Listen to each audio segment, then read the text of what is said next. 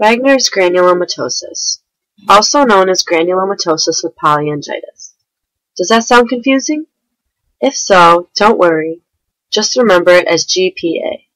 And luckily, learning about this won't affect yours. Wegener's affects your lungs, your kidneys, and your respiratory tract. Want a helpful hint? Use a mnemonic to remember these 3 body areas. For example, you could use Lucy killed rotten tomatoes. I know it's strange, but the stranger your mnemonic is, the easier it is to remember. Wegener's produces inflammatory tissue called granuloma. Think of the granulomas as aliens invading the body. The granulomas, or aliens, are found around blood vessels.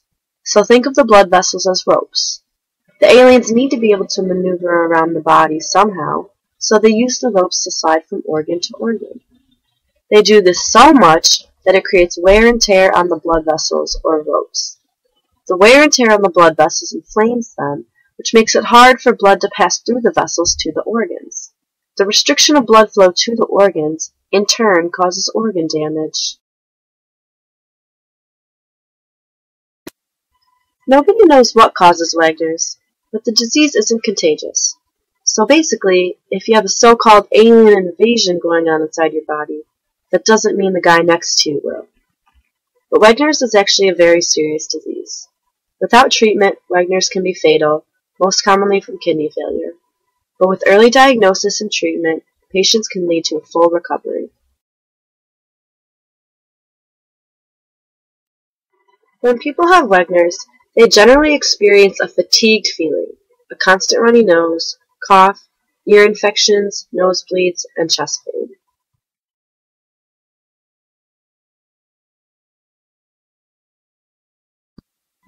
Normally when you have a cold, your body responds to over-the-counter medicine to relieve the symptoms of it. However, with Wegener's, a persistent runny nose will not respond to those same medications. Think of it this way.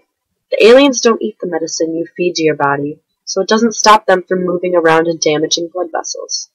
If the constant runny nose is accompanied by nosebleeds and pus-like material, those are generally some of the first signs that you have Wegener's.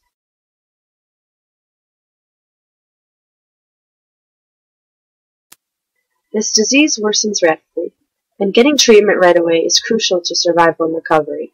If you don't kick the aliens out pretty quickly, they wear on your blood vessels so much so that the organs start to reach the point of failure because of the lack of blood flow to them.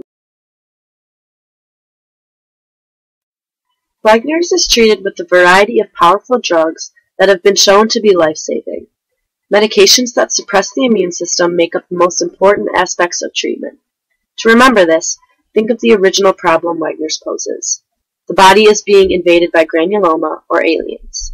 So in order to get rid of the granuloma, stop the body from attacking itself. In other words, stop the foreign alien invaders by taking medications that actually do work against them. Another important aspect of treatment involves taking corticosteroids. They are used to strengthen the body and stop the damage being done to it.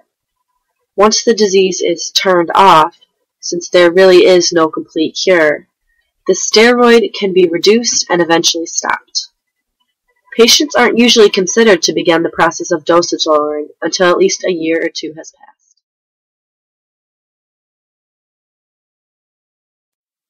Because these drugs suppress the immune system, there is an increased risk of developing serious infections. A cold suddenly becomes much more dangerous than just a regular cold.